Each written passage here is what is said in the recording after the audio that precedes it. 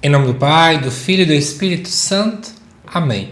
Amados irmãos e irmãs, é com muita alegria que nós estamos aqui para juntos estudar e meditar a primeira leitura que a Igreja nos apresenta para esta terça-feira, da segunda semana do Tempo Comum. E o texto de hoje se encontra lá no primeiro livro de Samuel, no capítulo 16, versículos de 1 a 13, que nos diz assim: Naqueles dias o Senhor disse a Samuel: Até quando ficarás chorando por causa de Saul? Se eu mesmo rejeitei para que não reine mais sobre Israel.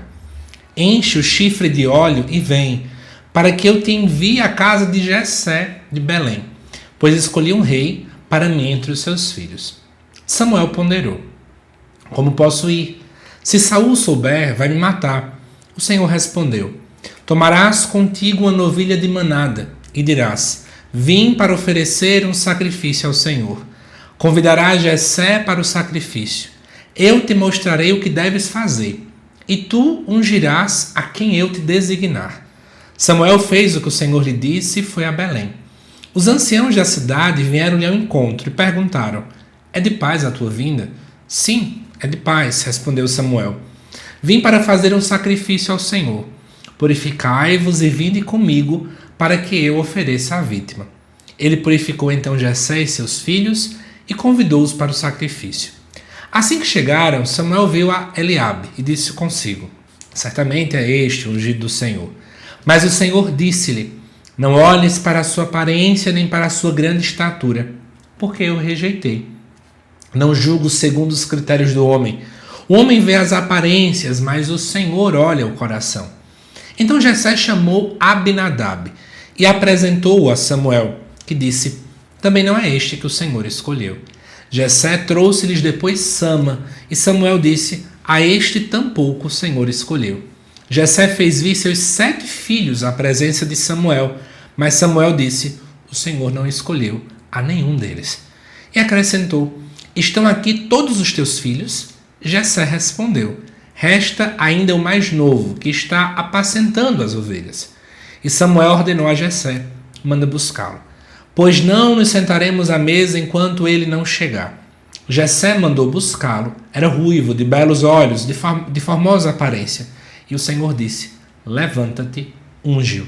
É este. Samuel tomou o chifre com óleo e ungiu Davi na presença de seus irmãos. E a partir daquele dia o Espírito do Senhor se apoderou de Davi.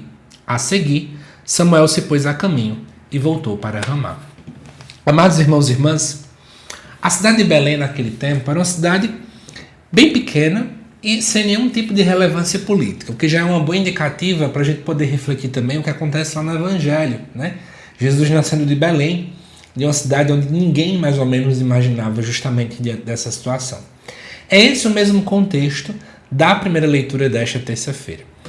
E aí nós temos Jessé, que é um homem comum da tribo de Judá. Nós temos uma cidade extremamente comum e um homem extremamente comum. E é justamente desse local que Deus acaba escolhendo o novo rei para liderar o povo. Né? E é interessante perceber sobre isso porque Deus chama primeiro e exalta e dá as aptidões necessárias muitas vezes depois. Eu acho que é interessante a gente começar por isso, porque nós temos um costume, foi mais ou menos isso que Samuel também fez, de achar que as pessoas são prontas, as pessoas já têm todas as características necessárias, como se, quando Deus chama alguém, já no ato do chamamento tem uma espécie de um passe de mágica, quando no estalar de dedos aquela pessoa que antes ninguém dava nada, agora vai ser vista como tudo. E não é bem assim que a coisa de fato deve acontecer. E esse texto em si, nós estamos vendo a unção de Davi. E é interessante que é uma unção sem trono, né? Sem muitas honrarias, sem palácios, sem aplausos, porque de fato Deus chama muito antes de toda essa pomposidade que ali vai aparecer. O texto em si começa a nos mostrar inicialmente Samuel muito preso ao passado. Samuel, segundo o texto nos diz aqui, Deus diz a Samuel: Até quando você vai chorar por causa de Saul? Nós estamos vendo então Samuel, embora sendo profeta, embora sendo boca de Deus, ele ainda está totalmente preso ao passado, a tudo aquilo que Saul fez. Então estamos vendo alguém tão preso ao passado que parece que ainda vive no luto, ainda vive preso a essa ausência, a esse vazio que exatamente tudo aquilo que tem acontecido naquela região realmente o afetou. E aí, amados irmãos e irmãs, essa expectativa dele frustrada, essa decepção está o movendo, está reinando sobre ele. E qual a primeira coisa que Deus então faz? Deus chama ele para olhar para o futuro. A mesma coisa vale para a gente. Quantos de nós estamos tão presos ao passado? A gente fica muito preso àquilo que nos magoou, a gente fica muito preso a mágoas, a pessoas que falaram isso ou aquilo da gente, a um não que um dia eu recebi. Mas Deus quer nos fazer olhar para a frente. É preciso entender que, embora o passado possa ter sido muito complicado, às vezes até agora também esteja muito complicado, mas existe um horizonte. A gente precisa olhar para frente, porque é isso que Deus quer para a gente. E foi isso que Deus fez com Samuel.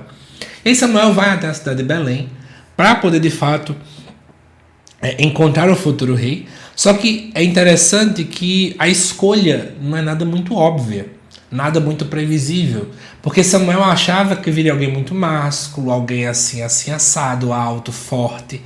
Mas no final das contas, Deus acaba trazendo alguém sem nenhum tipo de critério humano, né? Se a gente for bem ao pé da letra, porque os critérios humanos seriam completamente opostos.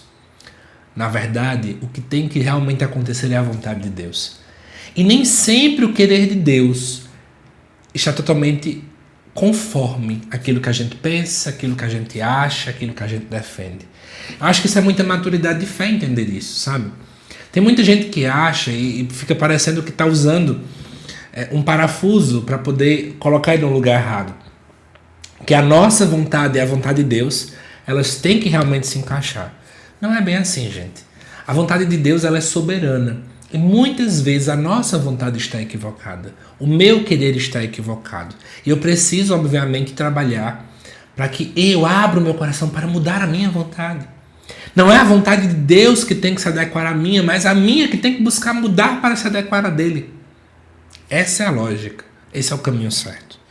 E aí, amados irmãos e irmãs, eu acho que é interessante perceber também que, diante dessa situação todinha, Davi não havia sido lembrado, não havia sido comunicado, justamente porque também provavelmente o pai dele o julgou. Ninguém lembrava de Davi. São aqueles que ninguém lembra que Deus quer elevar. Eu acho que essa primeira leitura nesta terça-feira quer trazer duas mensagens para nós. Para você que está acompanhando, para mim também. Primeiro, estamos presos ao passado, como o profeta Samuel estava? Será que eu estou carregando tantos fardos do passado que eu não consigo olhar para o horizonte que Deus construiu?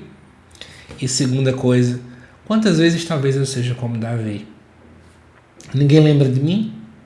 Ninguém me comunica? As pessoas só me julgam? E às vezes parece que eu me apego tanto a isso que eu esqueço que existe uma voz que me chama.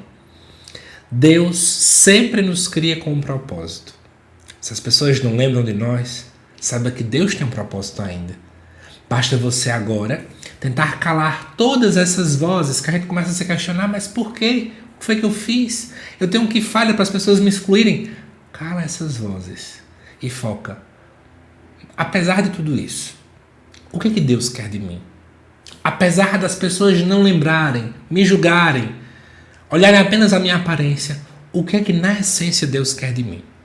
Reflita sobre isso, tá bom? Que Deus te abençoe, amado irmão, amada irmã. Te aguardo daqui a pouco, às 7 horas da noite, para o estudo do Evangelho, também desta terça-feira. Até mais.